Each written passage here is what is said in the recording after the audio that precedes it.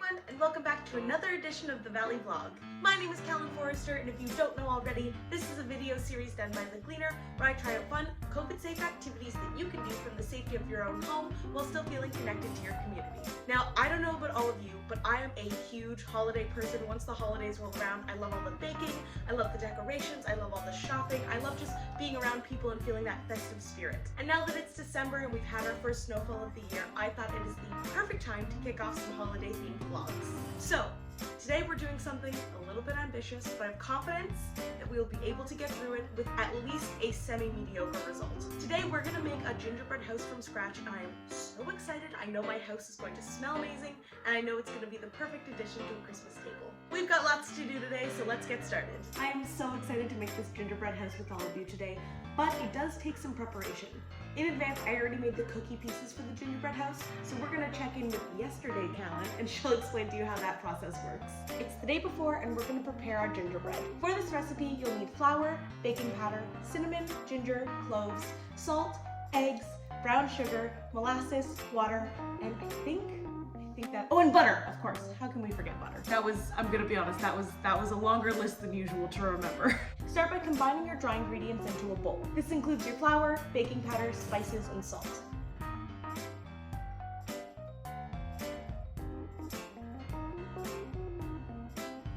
After that, place the remainder of your ingredients into another bowl and whip it until it's light and fluffy.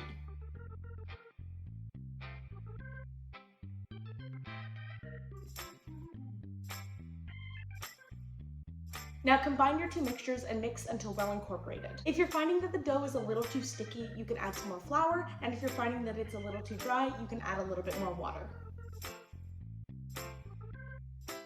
Once well combined, you can put your dough on your counter and start kneading it 5 to 6 times until it really feels incorporated in like one solid mixture. At this point, separate your dough into 2 discs, wrap it in plastic wrap, and place it in the fridge for 2 hours or overnight.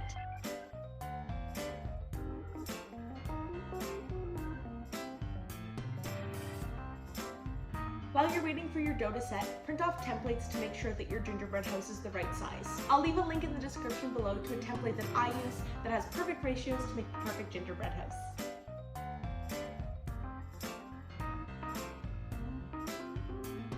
Once your dough is set, roll it out to about 1/4 inch thick. Then using your template, cut around it to make sure that you have the perfect size pieces.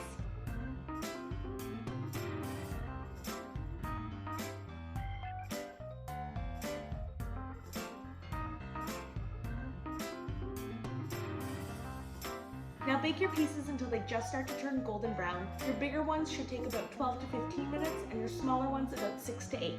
Also, just like funny little side note anecdote, I can literally feel the lighting in this video change because the sun is setting at like 1:30 p.m. Once your cookies have cooled down enough that you can handle them but they're not fully cool, put your template back on top and trim around the edges just to make sure your dimensions have stayed the same. One quick thing I did forget to mention is make sure to cut a door into your house. If you wait until everything is dry, it will not happen, it'll just fall apart, so make sure that before you cook it, you cut a door. And at this point, you're ready to assemble, so I'm gonna check back in with present day Callan, who's gonna show you how to make the icing and how to decorate your gingerbread house. Pause the video! The Gleaner has a couple really cool holiday initiatives that I wanted to take a second to tell you about. The first thing I want to tell you about is that on December 19th, which is a Sunday, at 7 p.m., myself and fellow Gleaner employee Rachel Patnote will be doing a Christmas live stream from our Facebook page. We're gonna play some instruments, sing some songs, do a couple little harmonies, maybe have some hot chocolate, set up a nice little fireplace. It's gonna be a really relaxed, really nice evening where you can just sit back, relax, and listen to some of your favorite holiday songs. So mark your calendars for December 19th at 7 p.m. You can tune in for all your favorite Christmas tunes. On another note, the Gleaner is currently accepting holiday recipe submissions. We know that everyone likes to celebrate a little bit differently, and we'd love to share with the entire valley how you celebrate. So if you have a recipe that you want to share, make sure to send it to pub@thegleaner.com by Monday, December 6th. And on top of that, if you submit a recipe, you'll be entered into a draw to win a full year subscription to the Gleaner. So it's really win-win. With that being said, let's head back to the gingerbread house. And we're back. Now I'm going to show you how to make the icing before we go ahead and assemble everything. For this icing, all you're going to need is icing sugar and 2 egg whites. The first step is to mix half of your icing sugar with the eggs.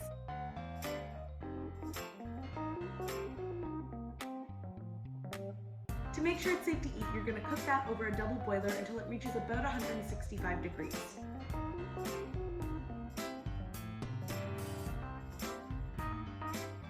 take that mixture and add the rest of the icing sugar. Using a stand mixer, whip it until you've got nice stiff icing. Alright, our icing is whipped to stiff peaks, and now it's time to assemble.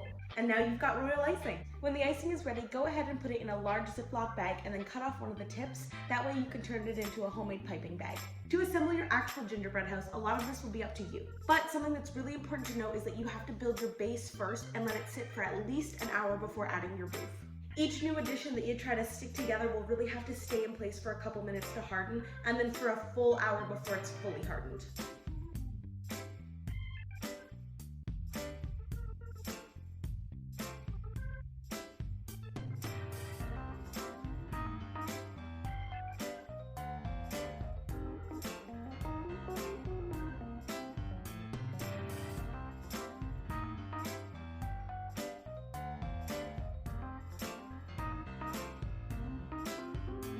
Okay, a little update now that I am most of the way done building this house. Two things. Number one, forget the piping bag. The icing almost works as clay, so you can really mold it with your hands, and that has worked significantly better. And number two, use cans to really hold everything in place. Even when you first put things together, things kind of fall apart just because things are still a little bit wet, icing wise. So if you use cans to help everything stick together, it'll stay in place and it won't fall. Fingers crossed. It's doing okay. Getting a little nervous, gonna be honest. But I'm gonna give it an hour to rest, and we shall see. I've got some red and white kind of swirled candies, I've got some jujubes, I've got some colorful candies, and just stuff that'll make it look really pretty. I'm gonna go decorate my house, and then I'll show you the final result.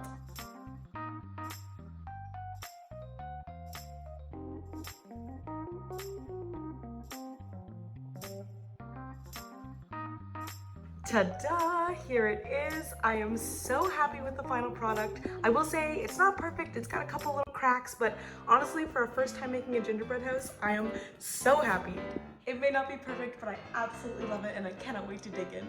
That concludes this week's edition of the Valley Vlog. Thank you so much for watching. But before we go, we have to remember to put something in our Good Things of 2021 jar. This can be anything, big or small. It's just about celebrating something positive every week. This week, I went out for brunch with my grandma, and it was so nice just to spend some one-on-one time with her, so that's what I'm gonna put in my jar this week. If you like this video, make sure to give it a thumbs up, comment down below, and share it for the world to see. And let me know in the comments, what do you want to see me do next, and what did you put in your Good Things jar this week? And as always, please stay safe, stay healthy, take care of each other, and I'll see you very soon.